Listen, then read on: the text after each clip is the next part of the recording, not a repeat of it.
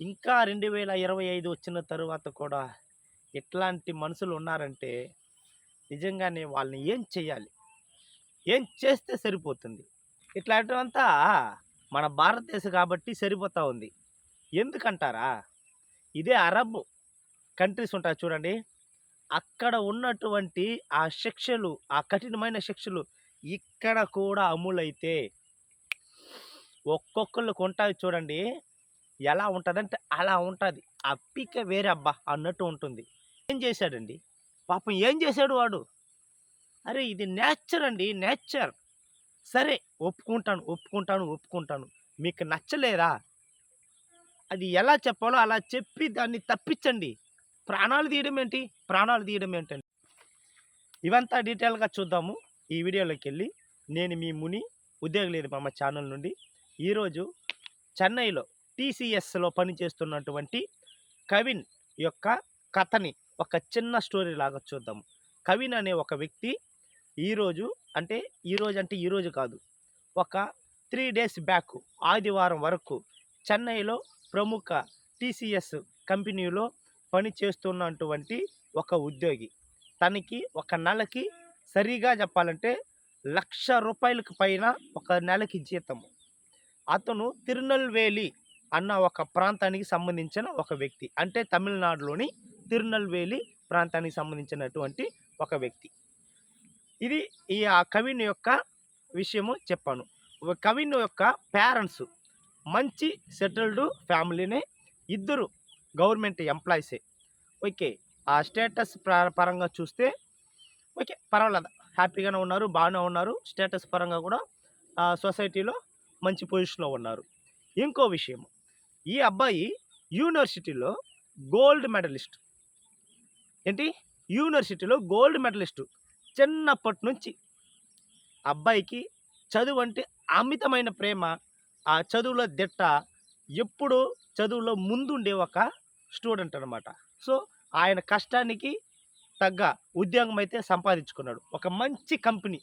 ఆ కంపెనీలో ఒక మంచి ఉన్నత స్థాయిలో ఇప్పుడు ఈ రోజుల్లో వాస్తవంగా చెప్తున్నాను, 15,000, 10,000 సంపాదించే వాళ్ళ మధ్య ₹1,00,000 అంతకన్నా ఎక్కువ సంపాదించే వాళ్ళు ఎలా ఉంటారంటే ఒక్కరో ఇద్దరు ఉంటారు. సో అటు వచ్చిన ఉంది అబ్బాయికి ఉంది. లాస్ట్ సండే అబ్బాయిని చంపేశారండి. నిజం. చంపేశారు. ఎందుకు చంపారు? ఎవరు చంపారు? చూద్దాం దాన్ని. ఈ రోజుల్లో ఫస్ట్ ఉన్నారు. తరువాత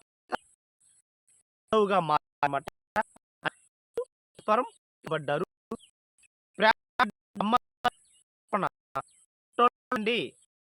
వాళ్ళ పేరెంట్స్ ఇద్దరు, అమ్మ నాన్న ఇద్దరు తమిళనాడు గవర్నమెంట్ పనిచేసేటువంటి గవర్నమెంట్ ఎంప్లాయీస్. అందులోనే ఎవరు తెలిసిన సబ్ ఇన్స్పెక్టర్ ఆఫ్ పోలీస్. ఇద్దరు పోలీసు శాఖలో సబ్ ఇన్స్పెక్టర్లే. ఇంకేముంది డోకా ఉంటుంది? అంత మాత్రం సరే. ఇంకా చెప్తా చూడండి. ఇప్పుడు ఈ అబ్బాయి ఈ అమ్మాయి ప్రేమ వ్యవహారం వాళ్ళ ఇంట్లో తెలిసింది. అమ్మాయికి సంబంధించిన వాళ్ళ పేరెంట్స్ చదువుకొని ఒక ఉన్నత స్థాయికి, ఆ ఉన్నత పదవిలో ఉన్న వారికి ఈ రోజుల్లో క్యాస్ట్ ఫీలింగ్ ఏంటండి? క్యాస్ట్ ఫీలింగ్ ఏంటి? ఉన్నారు. చాలామంది ఉన్నారు. అంటే అందరూ ఉన్నారని కాదు, చాలామంది అయితే ఉన్నారు. సో అందులో ఇలాంటి వారు కూడా ఉన్నారు. సో వీళ్ళు ఏం చేశారంటే ఖండించారు.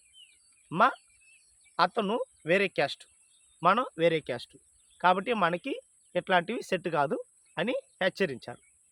ఓకేనా? ఇప్పుడు ఆ కవిన్ అనే అతను ఎస్సీ కేటగిరీకి సంబంధించిన ఒక వ్యక్తి. ఈ అమ్మాయి ఎంబీసీ కేటగిరీకి సంబంధించిన ఒక వ్యక్తి. అంటే మన ఆంధ్రప్రదేశ్లో ఎంబీసీని పెద్దగా మనం చూస్తున్నాం. ఎంబీసీ అంటే మోస్ట్ బ్యాక్వర్డ్ క్యాస్ట్ అని అర్థం. అంటే ఇప్పుడు మన ఆంధ్రప్రదేశ్లో దాన్ని బీసీ కింద తీసుకుంటారు. ఓకే, ఇది జరిగిందండి. 27 జూలై తారీఖున ఆదివారం కావడంతో వాళ్ళు ఇప్పుడు చెన్నైలో ఎవ్రీ వీకు 2 రోజులు సెలవు ఉంటుందన్నమాట. సో, ఈ సెలవుల్లో వాళ్ళు సొంత ఊరికెళ్ళడము. ఆ ఆదివారం రోజున వాళ్ళ తాతగారికి అంటే కవిన్ యొక్క తాతగారికి ఒంట్లో బాలేకపోవడంతో హాస్పిటల్‌కి తీసుకెళ్లారు.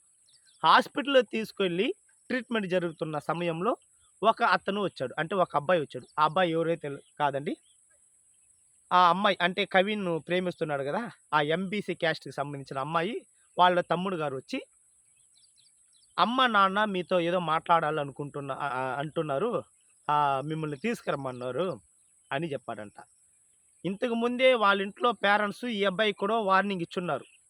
సో, ఈ అబ్బాయి వచ్చి పిలవగానే ఈ కవిన్ అనే ఆ వ్యక్తి ఒక పాజిటివ్‌గా మాట్లాడేమో అని నమ్మి అతనితో బైక్‌లో ఎక్కి వెళ్ళాడనమాట. బైక్‌లోకెక్కి నమ్మి వెళ్ళిన వ్యక్తిని కొంచెం దూరం అండి. కొంచెం దూరం ఒక 10, 20 అడుగులు అనుకోండి. వెళ్ళిన తరువాత దింపి తనతో పాటు ప్లాన్డ్‌గా కత్తి తెచ్చుకున్నాడు అబ్బాయి. అంటే అమ్మాయికి సంబంధించిన వాళ్ళ తమ్ముడు. కత్తితో నరికి చంపేశాడండి. చూడండి. అనవసరంగా ఒక ప్రాణాన్ని తీసేశాడు. ఆ! ఇది ఎంతవరకు న్యాయమండి ఇది? ఈ సమాజంలో ఇట్లాంటి కార్యాలు జరగడము మంచిదేనా? ఇది సొసైటీకి మంచిదేనా? దయచేసి ఆలోచించాలి. ఇదే భారతదేశంలో కాబట్టి ఈ విధంగా ఈజీగా పోతోంది. ఎందుకంటే ఇది ఫస్ట్ టైం కాదు. ఎన్నో సార్లు ఇట్లాంటివి గౌరవ హత్యలు చాలానే జరుగుతున్నాయండి. ఒక్క తమిళనాడు కాదు, ఆంధ్రప్రదేశ్ కాదు, అన్ని రాష్ట్రాల్లో అంటే దేశమంతటా జరుగుతూనే ఉంది. జరుగుతూ ఉన్నా కూడా మళ్ళీ రిపీటెడ్‌గా జరగడానికి కారణాలేంటి? అరే ప్రేమించుకున్నారండి. ఇద్దరు ప్రేమించుకున్నారు. మేబీ మీకు నచ్చకపోవచ్చు. దాన్ని ఏ విధంగా దాన్ని చేయాలో ఆ విధంగా మాట్లాడి చేయాలి. నీకు అడుగుతున్నాను. నిజంగా నీకు అడుగుతున్నాను. ఈ పలానా క్యాస్ట్ ఇది పలానా క్యాస్ట్ ఇది ఏదన్నా గుర్తులున్నాయా మన ఒంటి మీద? ఒక్కటే చెప్తాను చూడండి. ఆడ, మగ వీళ్ళిద్దరికి మాత్రమే మన ఒంటికి సంబంధించిన కొన్ని గుర్తులు, తేడాలుంటాయి. అంతే తప్ప ఒక మగకి, ఇంకో మగకి ఏ స్పెషలైజేషను, సింబల్స్ గానీ, గుర్తులు గానీ ఏమి ఉండవు. నువ్వు ఎవడైనా ఉండు. 10 మంది తీసుకువచ్చి వాడిని ఎట్టైనా నువ్వు చెక్ చెయ్యి. వాడు మనిషే. ఆ క్యాస్ట్ వాళ్ళకి పలానా గుర్తు, ఈ క్యాస్ట్ వాళ్ళకి పలానా సింబల్ అనేసి మన ఒంటి మీద పుట్టుకతో ఏమి రావడం లేదు. ఇంకో ఎగ్జాంపుల్.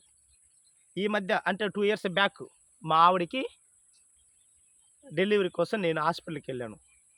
హాస్పిటల్‌లో ఆ వార్డ్‌లో చూస్తే తెలుస్తాదండి.